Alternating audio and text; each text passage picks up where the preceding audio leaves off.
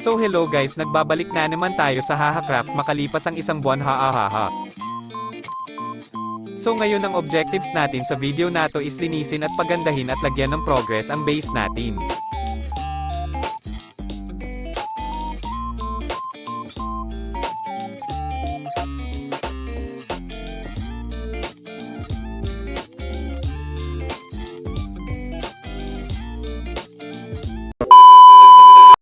So sa kasalukuyan ito na ang nagagawa kong progress at gumawa na din ako ng bagong portal kasi masyadong simple yung portal ko kanina kaya naisip ko ilagay ko siya sa pader, maganda naman siya tignan para sa akin.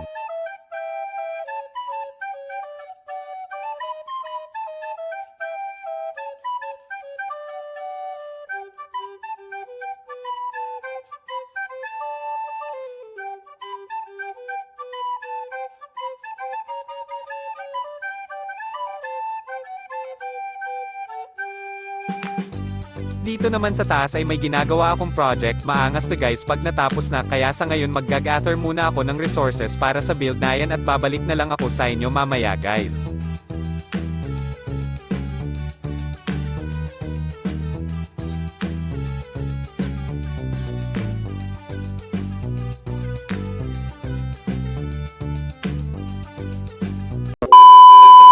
But it's too late now.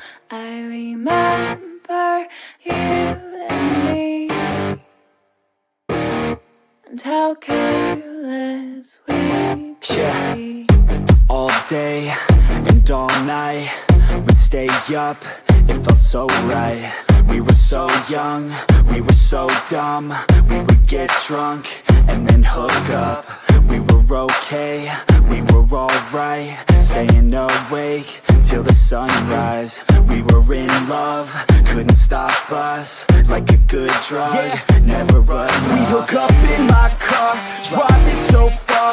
Play your guitar, you'd show me your art. Let down our guards, think with our hearts. Stare at the stars, we were never apart. Drinking too young, way too much fun. Out in the sun, hoping when it's gone. Took you to prom, dance to our song. Dance all night long till the lights come on. Too late now. I remember everything, and how careless we got. It's too late now. I remember you and me, and how careless we. It's too late now, I remember everything,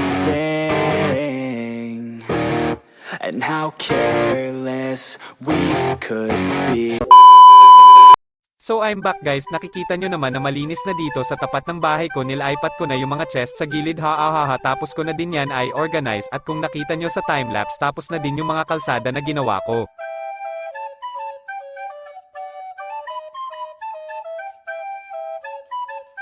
At kung makikita nyo yung beacon, sa kapatid ko yan guys, hiniram ko lang kasi di niya ginagamit dahil busy siya sa school, ako na lang gagamit para mabilis ang grind ko.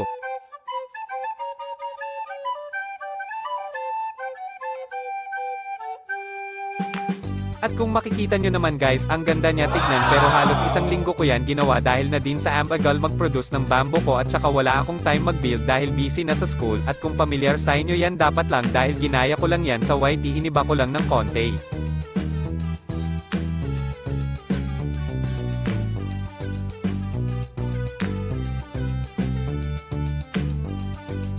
Wala pa siyang interior guys, di ko na nalagyan dahil nagmamadali na ko, isang buwan na akong walang upload ha.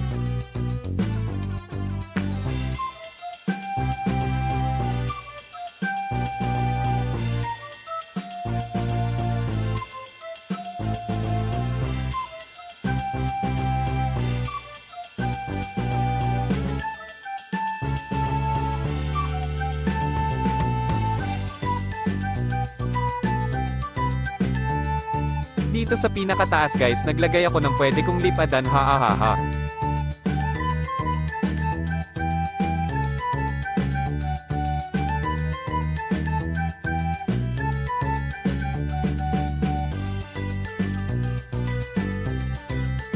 Ang pinakamahirap lang talaga sa skyscraper na yan is yung bamboo dahil mabagal nga mag-produce itong farm ko kahit dalawa pa sila kaya naisip ko na gumawa na lang ng bamboo farm na automatic, kailangan nga lang ng bone meal pero ayos lang dahil efficient naman yung skeleton farm namin.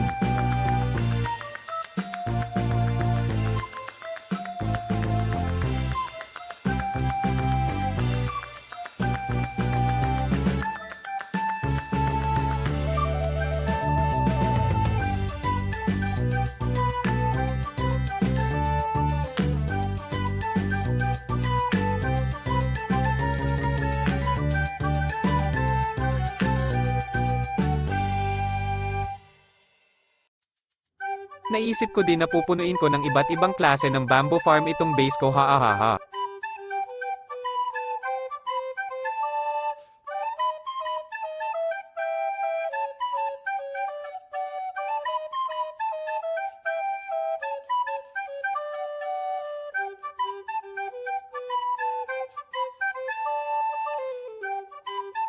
So babaklasin ko ulit tong bridge ko na naman at gagawin ko na siyang mas malaki na babagay sa base ko dahil masyado itong maliit kaya babalik na lang ako sa inyo mamaya pag natapos ko na.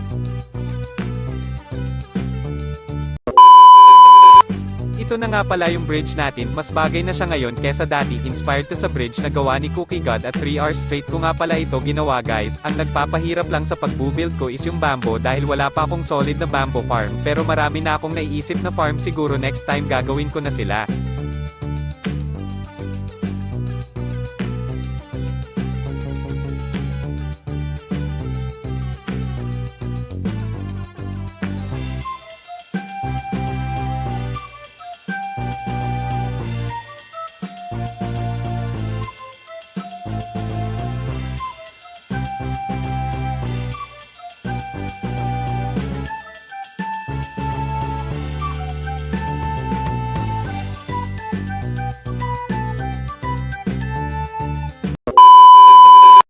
Sa kasamaang palad guys, may masama na nangyari sa character ko guys.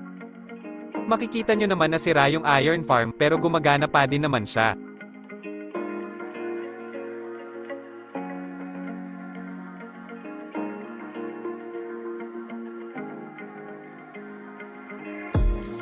Ito nga ang nangyari kaninang umaga mga 6 in the morning habang gumagawa ako ng business plan namin para sa school. Nag-AFK ako dito sa iron farm kasi wala naman akong gagawin sa Minecraft, tapos habang busy ako sa ginagawa kong schoolwork Daiko, alam paano nasira yung glass at signs. Daiko naman hinahawakan yung CP ko pero pagtingin ko patay na ko at tagas na yung lava, yung ibang item ko nasunog tapos baka yung netherite ko nag-despawn dahil matagal nang patay yung character ko. Back to zero na naman tuloy ako, ang dami ko nang gagawin sa totoong buhay, dagdag patong grind ko na naman ng armor tsaka tools sa Minecraft. Medyo tinamad ako bigla doon guys kasi parang lahat ng netherite tools ko na full enchant, pati armor na full enchant na may silence armor trim, pati elytra is napalitan lang ng mga iron. Talaga namang nakakalungkot, ha. At habang nag-e-edit ako neto is sa Saturday na yung defense ng business plan namin, kaya kung napapanood mo to ng Sunday kahapon yung defense namin, sana na-defend namin ng maayos. Grabe na tong buhay ko, ha. So sa atin ko hanggang dito na lang muna ang video na to. Mayaman ako nung umpisa ng video, ngayon patapos na mahirap na ko pero babawi tayo next episode. Titigil muna tayo kasi tinatamad na ko at kailangan ko na din aralin yung IDE defense namin. At saka ba't nga ba isang buwan akong walang upload? Una sa lahat nagkasakit ako ng 1 linggo, haha, tapos tinamad ako mag-Minecraft ng 1 week, haha, tapos na busy naman ako sa school last 2 weeks, so ayon, pero nagre-record pa din naman ako noon, pero minsan lang, ganun talaga, mas priority dapat natin yung school, lalo na ako dahil graduating student ako. Mahirap yung research namin tapos sumasabay pa yung business plan namin, tapos sa main campus ako minsan pumapasok, malayo yung main campus ng school namin guys, mahirap pa naman mag-commute pag malabo ang mata. So ayun, madami na akong isipin sa buhay, dumagdag pa yung mga items ko sa Minecraft, kaya ayun, ayaw ko na, de joke lang guys, hanggang dito na lang, kita-kita tayo sa next episode, subscribe na kayo, stay safe at maraming salamat sa panunood palagi, bye bye.